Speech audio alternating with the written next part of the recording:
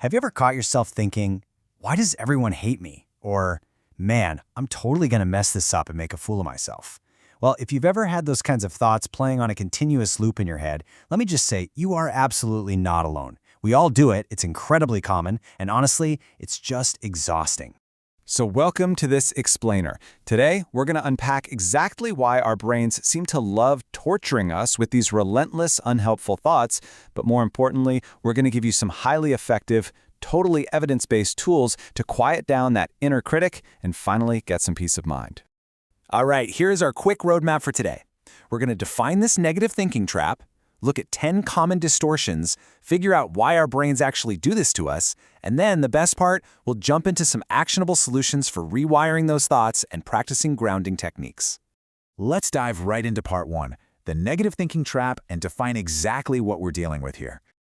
Giving this mental trap a formal name is really the first step to taking away its power. Psychologists call them cognitive distortions. Basically, these are inaccurate negative thinking patterns that completely color your view of the world. And the really crucial point to remember here is that these distortions happen even when there is literally zero evidence to back them up. You could be 100% prepared for a presentation, and your brain will still insist everyone thinks you're a fraud. And those unchecked predictions, they just act as pure fuel for anxiety, low self-esteem, and depression. Moving on to part 2, let's identify the trap by looking at 10 common cognitive distortions. Now, while everyone's mind works a little differently, psychologists have actually pinpointed 10 incredibly common categories for these thoughts. These first 5 mostly deal with how we perceive the world around us. So, we've got catastrophizing, which is just expecting the absolute worst. Then there's mental filtering. That's when you fixate on one tiny negative detail and completely ignore all the good stuff. We also tend to jump to conclusions, like we're mind reading or fortune telling. And then there's emotional reasoning, assuming your feelings are cold, hard facts, along with polarized black and white thinking that totally ignores all the nuanced gray areas of real life. To really see how powerful these traps can be, let's zoom in on emotional reasoning for a second. Think about this thought. I feel anxious, therefore something bad must be happening or about to happen. This is a super common pattern, especially in panic disorders. Basically, your physical sensations, like a racing heartbeat or a tight chest, totally hijack your logic. They convince you that a real-world threat is right around the corner, when in reality, you're completely safe.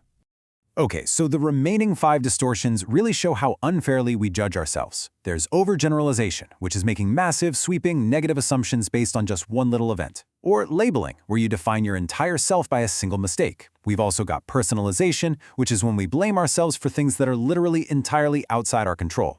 Then there's trapping ourselves with rigid should or must statements, and finally, actively dismissing the positive. This last one, it is a huge driver of imposter syndrome. We are basically training our brains to ignore our own successes by telling ourselves they just don't count. All right, part 3. Let's look at why our brains actually do this to us and figure out the root cause. Understanding where these thoughts come from is absolutely vital, mostly because it helps remove the shame associated with them. Look, you aren't broken. Your brain is honestly just trying to do its job. It creates these mental shortcuts to deal with the overwhelming uncertainty of future events. So instead of carefully processing all that unknown, your mind acts like a shortcut machine. It automatically assumes the worst as a defense mechanism, especially during periods of really high stress, or maybe following childhood adversity, where assuming the worst might have genuinely been necessary for survival. So that brings us to part 4, rewiring your unhelpful thoughts through cognitive restructuring. Now that we know exactly why this happens, the good news is we don't have to just be victims to it. We can slow down, take a breath, and look at how to actually fix it. There's a heavily studied, proven process for this called cognitive restructuring, and it breaks down into 4 steps. It helps to think of your thoughts kind of like items on a moving conveyor belt. First, you catch the distortion without judging yourself. Next, you question that automatic thought by asking, hey, is this objectively true?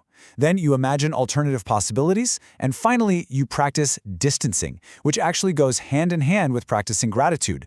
Let's look at a really concrete example to see how this works in real life. Imagine the distorted thought.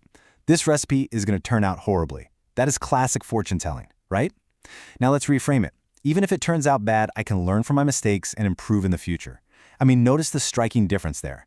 Replacing a worst-case scenario with a neutral or even a learning-focused alternative immediately lowers your mental temperature. It literally takes you from a state of pure anxiety directly into a state of growth. Now, going back to that 4th step, distancing, it is absolutely crucial. And this question right here is the golden key. What would you say to a friend, coworker, or loved one? When you practice distancing, you're essentially looking at your own thoughts from a third-party perspective. You know, we are so incredibly harsh on ourselves.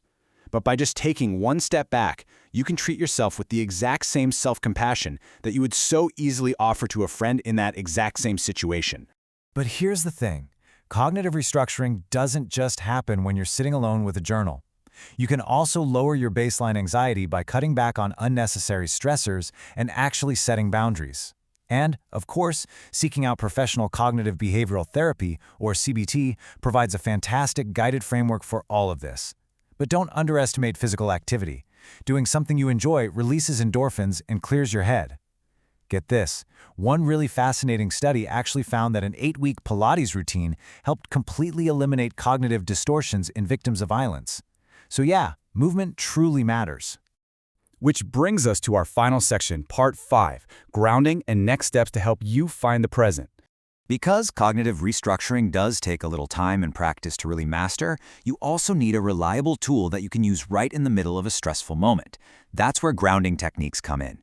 These are simple exercises using your 5 senses or tangible objects to help you refocus on the present moment and distract yourself from those anxious feelings. Grounding creates immediate space from distressing emotions, and it is specifically effective for managing severe anxiety, dissociation, and even PTSD. When your brain is spiraling out into some terrifying, imagined future, grounding just snaps you right back into the physical reality of the present. So here's how you actually do it. First, just notice the anxious rumination happening. Catch it in the act. Then, actively shift your focus over to your physical surroundings. And finally, engage your senses by actually touching a tangible object. By forcing your brain to process real physical sensations in the present moment, like, say, the texture of your desk or the coldness of a glass of water, you effectively cut the power to that negative thought loop. It acts like a literal circuit breaker for your anxiety. So, I want to leave you with this question to ponder today. What is just one negative thought you can catch and reframe right now?